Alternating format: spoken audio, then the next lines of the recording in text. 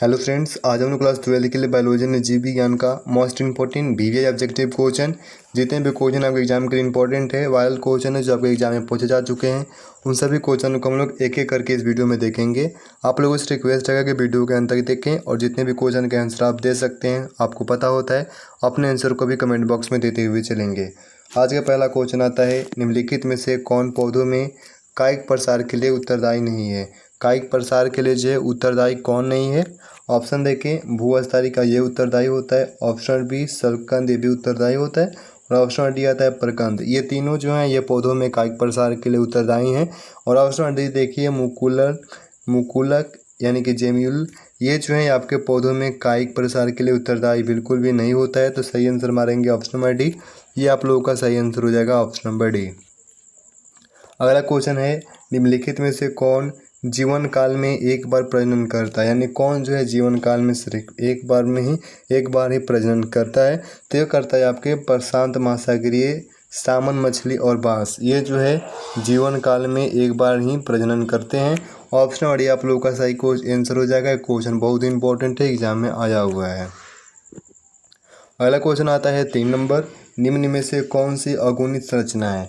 निम्न में से जो है कौन सी अगुणित संरचना है? ये इंपॉर्टेंट क्वेश्चन है, ये आपके एग्जाम में काफ़ी बार आया हुआ है।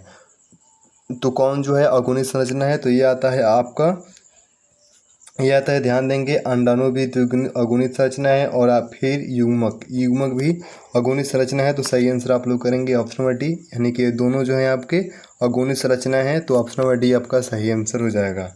4 नंबर क्वेश्चन आता है, प्याज में प्रवर्धन होता है। प्याज में जो प्रवर्धन होता है वो किसके द्वारा होता है? तो प्याज में प्रवर्धन हमेशा होता है बल्ब द्वारा। इसको आप लोग ध्यान में रखेंगे। ऑप्शन नंबर डी जो है आपका सही आंसर हो जाएगा। काफ़ी इंपॉर्टेंट क्वेश्चन है। 5 नंबर क्वेश्चन आता है, इंपॉर्टेंट ये भी क्वेश्चन है, निम्नलिखित में से किस समूह में अगुणित पादप शरीर होता है? यानी कि किस समूह में जो है अगुणित पादप शरीर होता है? तो वो होता है आपके ब्रायोफाइट्स में। किस समूह में होता है? तो ब्रायोफाइट्स में जो है, इस समूह में जो है अगुणित पादप शरीर होता है। ऑप्शन डी सही आंसर हो जाएगा। क्वेश्चन 2023 में आया हुआ है। अगला क्वेश्चन आता है 6 नंबर, पैरामीशियम में किस प्रकार का द्विखंडन होता है? पैरामीशियम में जो होता है वो किस प्रकार का द्विखंडन होता है? तो उसमें होता है अनुप्रस्थ द्विखंडन। कौन सा द्विखंडन होता है? तो अनुप्रस्थ द्विखंडन होता है। ऑप्शन बी सही आंसर हो जाएगा। अगला क्वेश्चन आता है 7 नंबर, निम्नलिखित में से किस में रंध्र तथा जड़ों का अभाव रहता है? यानी किस में जो है रंध्र और जड़ों का अभाव रहता है? तो वो रहता है आपके हाइड्रीला में। किस में रहता है? तो हाइड्रीला में रहता है। आपको कोई भी क्वेश्चन याद नहीं होते हैं तो इस वीडियो को आप 1-2 दिन बाद जो है फिर से दोबारा से देख लेंगे तो आपको अच्छी तरीके से याद हो जाएंगे। Option number C hydrilla. देखिए हाइड्रीला जो है इसमें रंध्र और जड़ों का अभाव रहता है। ऑप्शन नंबर सी सही आंसर है। अगला क्वेश्चन आता है 8 नंबर, पार्थेनोजेनेसिस किसके द्वारा निर्माण किया गया है? पार्थेनोजेनेसिस जो है वो किसके द्वारा निर्माण किया गया है? तो किया जाता है किसके द्वारा? तो ओवेन द्वारा। किसके द्वारा? तो ओवेन द्वारा निर्माण करी जाती है। ऑप्शन नंबर बी सही आंसर हो जाएगा। 9 नंबर क्वेश्चन आता है, समयुग्मक पाए जाते हैं। समयुग्मक जो है वो किस में पाया जाता है? तो ये आपके पाया जाता है क्लेडोफोरा में। किस में पाया जाता है? तो क्लेडोफोरा में पाया जाता है। ऑप्शन नंबर डी इसमें पाई जाती है। क्वेश्चन आया हुआ है आपके एग्जाम में। 10 नंबर क्वेश्चन आता है, बिना निषेचन के पौधों का उत्पादन किसके द्वारा किया जाता है? यानी कि बिना निषेचन के पौधों का जो उत्पादन है वो किसके द्वारा किया जाता है? किस प्रक्रिया के द्वारा करी जाती है? तो वो करी जाती है आपके कायिक प्रवर्धन द्वारा। किसके द्वारा? कायिक प्रवर्धन द्वारा बिना निषेचन के पौधों का उत्पादन करी जाती है। ऑप्शन नंबर सी सही आंसर है। इसको ध्यान में रखिए, काफ़ी इंपॉर्टेंट है। 11 नंबर क्वेश्चन आता है, सूक्ष्म प्रजनन में क्या संभव है? सूक्ष्म प्रजनन में जो है क्या संभव है? तो उसमें आपके हमेशा अलैंगिक प्रजनन ही संभव होगा। ऑप्शन नंबर ए अलैंगिक प्रजनन संभव है। इसको ध्यान में रखिए, क्वेश्चन काफ़ी इंपॉर्टेंट है आपके एग्जाम के लिए। अगला क्वेश्चन आता है, निम्न में से कौन उभयलिंगी प्राणी है? निम्न में से कौन जो है उभयलिंगी प्राणी है? तो वो देखिए यहाँ पे उभयलिंगी पूछ रहा है, तो उभयलिंगी में हो जाएगा आपका केंचुआ। ऑप्शन नंबर डी केंचुआ जो हो जाएगा आपका उभयलिंगी हो जाएगा। ऑप्शन नंबर डी आपको ध्यान में रखिए, काफ़ी इंपॉर्टेंट है। वो क्वेश्चन जो है काफ़ी रिपीट करता है एग्जाम में, उसको आप लोग ध्यान में रखिए, उभयलिंगी पूछता रहता है। 13 नंबर क्वेश्चन आता है, निम्नलिखित में किस में पादप अगुणित होता है। ये भी क्वेश्चन इंपॉर्टेंट हो सकता है आपके एग्जाम के लिए। पादप जो है अगुणित होता है किस में, तो वो होता है आपके शैवाल में भी अगुणित होते हैं, कवक में भी अगुणित होता है। ऑप्शन नंबर से देखिए बायोफाइट्स में भी अगुणित ही होता है। तो सही आंसर आप लोग मारेंगे इनमें से सभी, यानी कि ये तीनों ऑप्शन जो हैं इन सभी में जो है पादप अगुणित होते हैं। तो ऑप्शन नंबर डी आप लोगों का सही आंसर हो जाएगा। काफ़ी इंपॉर्टेंट है, इसको ध्यान में रखिएगा, आपके एग्जाम में आएगा। 14 नंबर क्वेश्चन आता है, अदरक में कायिक प्रवर्धन किसके द्वारा होता है। अदरक में जो कायिक प्रवर्धन है वह किसके द्वारा होता है। ये भी काफ़ी इंपॉर्टेंट क्वेश्चन है। ये क्वेश्चन 2021 में भी आया हुआ था, 20 में भी आया हुआ है।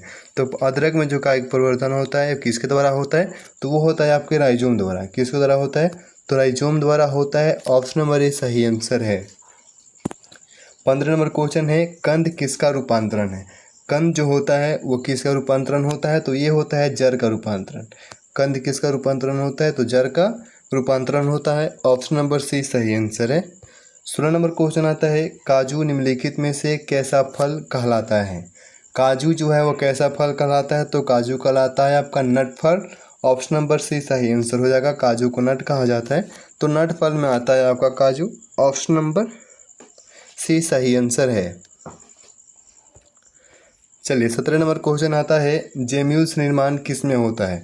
जेम्यूल्स का जो निर्माण होता है वो किस में होता है, तो जेम्यूल्स का निर्माण आपका होता है स्पंज में। जेम्यूल्स का निर्माण किस में होता है, स्पंज में होता है। अपने क्वेश्चन का आंसर कमेंट बॉक्स में देते हुए चलेंगे, हम बार बार आपको रिपीट कर रहे हैं, इसको आप लोग ध्यान में रखिए। क्वेश्चन को कमेंट करने से आपको क्वेश्चन जल्दी याद हो जाएंगे, ये आप लोग ध्यान में रखिएगा। 18 नंबर क्वेश्चन आता है, निम्न में से किस में बाह्य निषेचन होता है। निम्न में से जो है किस में बाह्य निषेचन होता है, तो ये होता है मेढक में। ये भी क्वेश्चन बहुत ज़्यादा वायरल है, एग्जाम में आता रहता है। तो ऑप्शन नंबर ये आता है आपका मेढक। मेढक में जो है बाह्य निषेचन होता है, इसको ध्यान में रखिए, काफ़ी इंपॉर्टेंट है। 19 नंबर क्वेश्चन आता है, ईस्ट में प्रजनन मुख्यतः किसके माध्यम से होता है। ईस्ट में जो प्रजनन होती है वो किसके माध्यम से होती है, तो ये होती है आपके मुकुलन के द्वारा। किसके द्वारा होती है, तो मुकुलन के द्वारा जो है ईस्ट में प्रजनन होती है। ऑप्शन नंबर ए सही आंसर हो जाएगा। 20 नंबर क्वेश्चन होता है, युग्मक सामान्यतः किस प्रकार के होते हैं। युग्मक जो होते हैं वो किस प्रकार के होते हैं, तो वो आपके होते हैं हैफ्लॉयड, यानी कि एक गुणक होते हैं।